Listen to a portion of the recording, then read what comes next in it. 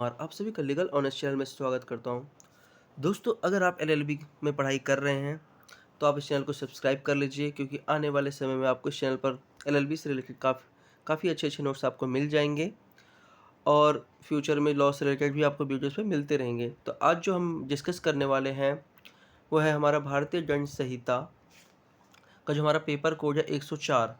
इसमें एक क्वेश्चन जो कि 20 नंबर में हमेशा पूछा जाता है, ये फर्स्ट सेमेस्टर का नोट्स है दोस्तों। और ये आपका जो क्वेश्चन है वो है आपराधिक मानव वध और हत्या में क्या अंतर है, स्पष्ट करें। ये 20 नंबर में आता है। कल्पेबल होमिसाइड एंड मर्डर में क्या अंतर है ये हमें बताना है।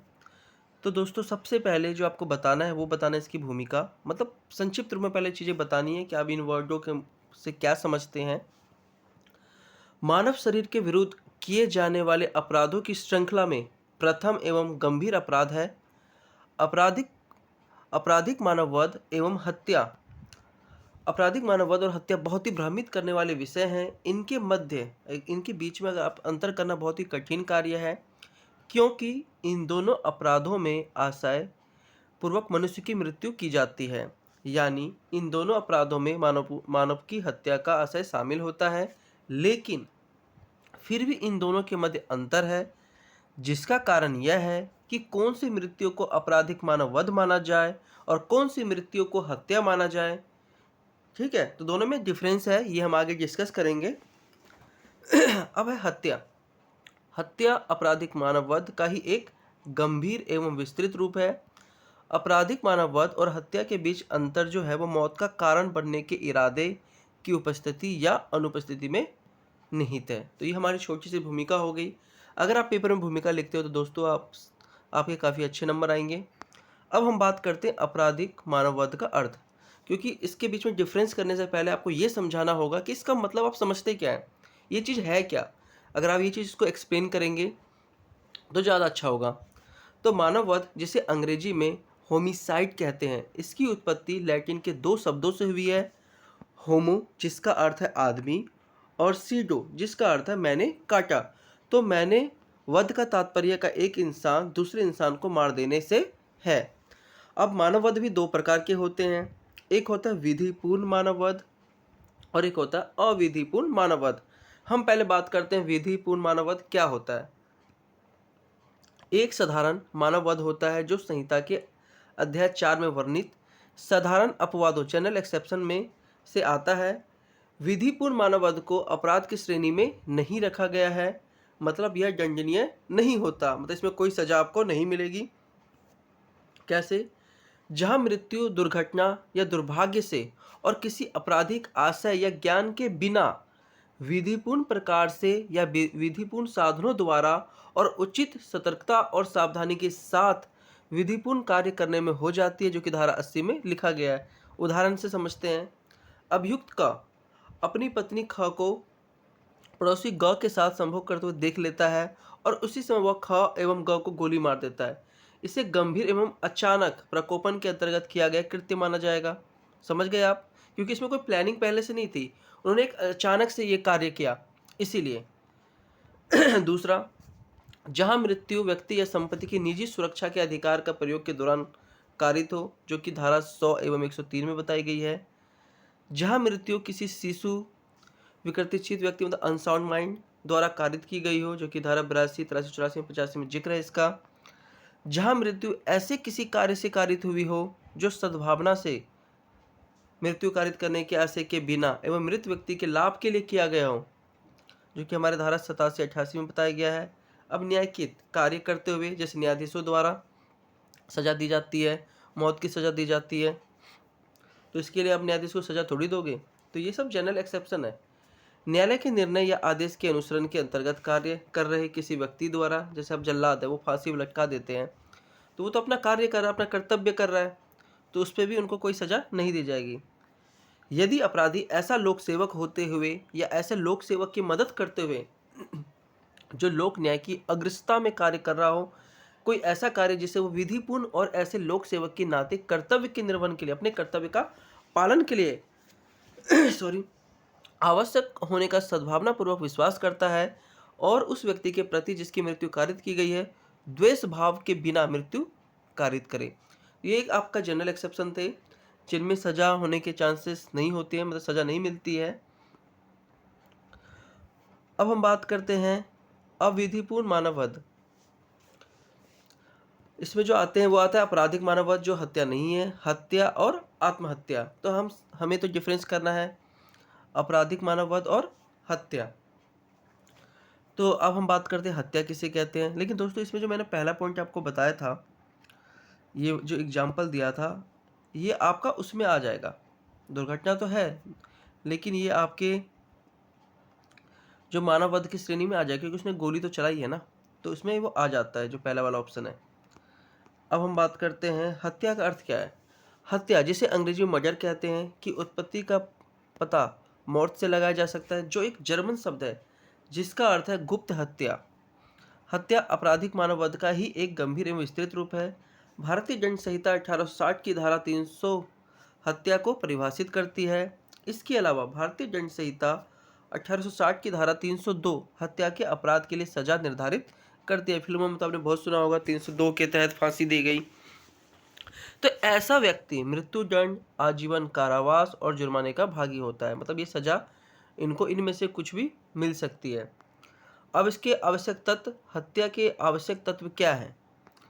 ऐसा कोई कार्य जो मृत्यु कारित करने के आशय किया जाता है, आशय से किया जाता है, जैसे जिससे मृत्यु कारित हो जाती है। किसी व्यक्ति को विष देना, ऐसे व्यक्ति को जो कि झोपड़ी में है उसमें आग लगाकर मृत्यु कारित कर देना हत्या का मामला होगा, क्योंकि यहाँ पर मृतक की हत्या करने का स्पष्ट आशय था। समझ रहे एग्जाम्पल से। दूसरा, किसी व्यक्ति को इस आशय से कोई चोट पहुंचाई गई हो जिसके लिए वो जानता हो कि उससे उसकी मृत्यु हो जाना स्वाभाविक है। एग्जाम्पल से समझते हैं। का द्वारा एक ऐसे दुर्बल एवं क्षीण व्यक्ति को, जो बहुत ही कमजोर है, उसको आपने चोट पहुंचाया जो उसकी मृत्यु करने के लिए पर्याप्त हो, तो वो हत्या का अपराध माना जाएगा। ठीक है। तीसरा पॉइंट, कोई मतलब कार्य कोई ऐसे शारीरिक चोट पहुंचाने के आशय से किया गया हो जो प्रकृति के सामान्य अनुक्रम में मृत्यु हो। जैसे क जो है, ख पे तलवार से घातक हमला करता है और परिणाम स्वरूप ख की मृत्यु हो जाती है, तो जो क है वो हत्या का दोषी माना जाएगा, क्योंकि तलवार से घातक हमला करना मृत्यु के लिए प्राप्त माना जाता है। चौथा पॉइंट है, ऐसा कोई भयंकर कार्य जो बिना किसी उचित कारण के किया जाता है जिससे किसी की मृत्यु कारित हो जाना संभव हो, तो वह हत्या ही माना जाएगा। जैसे क किसी भीड़ पर बिना किसी उचित कारण के गोली चलाता है सॉरी दोस्तों, जिससे एक व्यक्ति ख की मृत्यु हो जाती है। क हत्या का दोषी माना जाएगा, भले ही उसका आशय ख की हत्या करने का नहीं था, लेकिन उसने जो कार्य किया वो हत्या की श्रेणी में ही आएगा। ठीक, क्योंकि भीड़ में गोली चला रहे हो तो किसी ना किसी को तो लगेगी। अब हम बात करते हैं जो हमारा क्वेश्चन में पूछा गया है, क्योंकि आपने दोनों डिफरेंस बता दिया। आपराधिक मानव वध क्या होता है, हत्या क्या होता है, भूमिका भी बता दी। अब हम मेन पॉइंट पे आते हैं, जो हमसे पूछा गया है कि आपराधिक मानव वध और हत्या में अंतर क्या है, तो ये भी बताना जरूरी है। पहले हम बात करते हैं आपराधिक मानव वध की। तो जो आपराधिक मानव वध है एक जीन्स है, और हत्या आपराधिक मानव वध का ही एक प्रजाति है। फिर आ जाओ आपराधिक मानव वध में, सभी आपराधिक मानव वध हत्याएं होती है। सभी आपराधिक मानव वध जो होती है वो हत्याएं होती है, लेकिन सभी हत्याएं आपराधिक मानव वध नहीं होती। उच्च स्तर का उद्देश्य और ज्ञान होने पर मामले को हत्या के रूप में वर्गीकृत किया जा सकता है। अब इसमें आ जाओ हत्या में, यदि उद्देश्य या ज्ञान की मात्रा कम होती है तो मामले को आपराधिक मानव वध के रूप में वर्गीकृत किया जाएगा। ये थोड़ा मैंने उल्टा पॉइंट लिख दिया है, तो समझ जाना ये वाला पॉइंट इसमें आएगा। ठीक है, कि जहाँ पे ज्ञान की मात्रा कम होगी वो आपकी आपराधिक मानव वध होगा। जहाँ पे मतलब थोड़ा प्लानिंग से, फुल प्लानिंग से की जाती है, जब उसको पता होता है कि ये कार्य करने से उसकी हत्या हो जाएगी, तो वह हत्या होगी। तो ये पॉइंट इधर आना था, इस तरफ आना था। आप इसको सही से लिख लेना। ठीक है दोस्तों। अगला है धारा 299 में संभावना शब्द एक साधारण संभावना को संदर्भित करता है कि चोट लगने के परिणाम स्वरूप मृत्यु हो सकती है। संभावना है, ठीक है। लेकिन धारा 300 में संभावना शब्द कुछ हद तक मृत्यु की निश्चितता को व्यक्त करता है, मतलब इसमें कन्फर्म है, होना ही है। समझ रहे हो, इसमें मृत्यु होना ही है। लेकिन जो आपका आपराधिक मानववाद है उसमें संभावना है कि हो भी सकता है, ना भी हो। समझ रहे हो। फिर हम बात करते हैं आपराधिक मानववाद में। धारा 299 के तहत शारीरिक चोट के कारण मृत्यु होने की संभावना कम है, जबकि धारा 300 के तहत शारीरिक चोट के कारण मृत्यु होने की संभावना अधिक होती है। यह अपराध धारा 299 के अंतर्गत आता है। ये भी बताना पड़ेगा कि कौन से आईपीसी में आता है। जो आपराधिक मानववाद है वो 299 के अंतर्गत आता है, और जो हत्या है यह अपराध 300 के अंतर्गत आता है। ये सब डिफरेंस, आपको डिफरेंस तो करने पड़ेगा ना, इसके पॉइंट्स निकालने पड़ेंगे, तो ये लिखने पड़ेंगे। आप देखो सजा क्या है। 304 में इसकी सजा दी गई है आपराधिक मानववाद की। इसमें आजीवन कारावास भी हो सकता है या 10 वर्ष तक का कारावास और जुर्माने से भी दंडित किया जा सकता है। लेकिन 302 में क्या क्या होगा? जो कोई हत्या करेगा उसे मृत्यु या आजीवन कारावास से दंडित किया जाएगा और जुर्माने से भी दंडनीय वो होगा। मतलब आजीवन कारावास भी हो सकता है, फांसी भी लटकाया जा सकता है, और जुर्माना तो लगा ही जाएगा साथ में। फिर हम बात करते हैं आपराधिक मानववाद की। अब इसमें इरादा देखते हैं। मौत कारित करने के इरादे से या शारीरिक चोट पहुंचाने के इरादे से किया गया हो, जिसके परिणाम स्वरूप मृत्यु होने की संभावना है लेकिन वह इसकी आशा कर सकता है। अब इसमें इरादा क्या है? यदि कोई कार्य मौत कारित करने के इरादे से या शारीरिक चोट पहुंचाने के इरादे से किया गया जिससे अपराधी जानता है कि उस व्यक्ति की मृत्यु हो जाएगी, जिससे वो नुकसान पहुंचाया गया है, जिससे नुकसान पहुंचाया गया है, या किसी व्यक्ति को शारीरिक चोट पहुंचाने के इरादे से और शारीरिक चोट पहुंचाने का इरादा प्रकृति के सामान्य क्रम में मृत्यु का कारण बनने के लिए पर्याप्त है, जो मैंने तलवार का एग्जाम्पल दिया था। अब है ज्ञान। अब इसमें आपराधिक मानववाद में क्या है? यह जानकर कि उसके कार्य से मृत्यु होने की संभावना है। इधर क्या है? इस ज्ञान के साथ कि उसका कार्य इतना तत्कालिक हानिकारक है कि इसका लगभग निश्चित रूप से, ये कहाँ चला गया दोस्तों, एक सेकेंड, हाँ ये रहा, निश्चित रूप से मृत्यु या शारीरिक चोट का परिणाम होगा जिसके परिणाम से मृत्यु हो सकती है। मतलब इसमें ज्ञान क्या बताया गया? इस ज्ञान के साथ कि उसका कार्य इतना तत्काल हानिकारक है कि इसका लगभग निश्चित रूप से मृत्यु या शारीरिक चोट का परिणाम होगा जिसके परिणाम स्वरूप मृत्यु हो जाएगी, मतलब हो सकती है। आप चलो एक उदाहरण से समझते हैं। पहले आपराधिक मानववाद में आ जाओ। ए बी को गंभीर रूप से डराने और चोट पहुंचाने के इरादे से उसके पास जाता है और हाथापाई में ए जो है बी के पेट में घूसा मार देता है तेज से, और परिणाम स्वरूप क्या होता है? बी मर जाता है।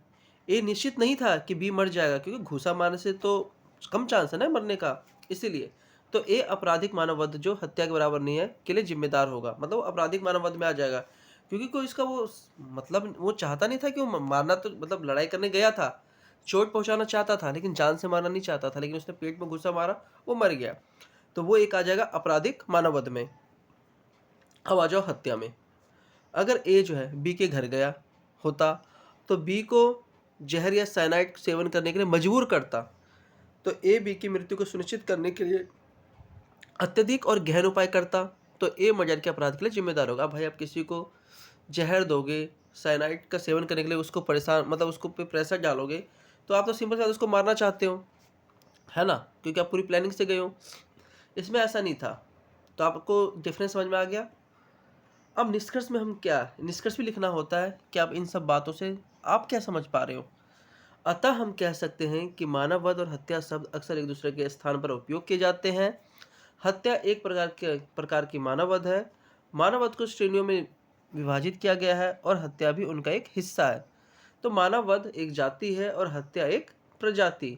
मुख्य तत्व जो हत्या और प्रकार के मानव के वध के बीच में जो एक रेखा खींचती है, वह है इरादा, ज्ञान, मृत्यु की संभावना की डिग्री और कार्य की प्रकृति। दोस्तों अगर आपने इस तरीके से आंसर लिख दिया, प्रॉपर पॉइंट्स बना के एक लाइन खींच के प्रॉपर इसके डिफरेंस आप बताते हो, तो आपके काफ़ी अच्छे नंबर आएंगे। आने वाले समय में आपके और भी पेपर कोड जो आपके फर्स्ट सेमेस्टर के हैं, सेकेंड सेमेस्टर के हैं, सारे नोट्स आपको इस चैनल पे मिलते जाएंगे। अगर दोस्तों वीडियो आपको अच्छा लग रहा है तो वीडियो को लाइक कीजिए, चैनल को सब्सक्राइब कीजिए।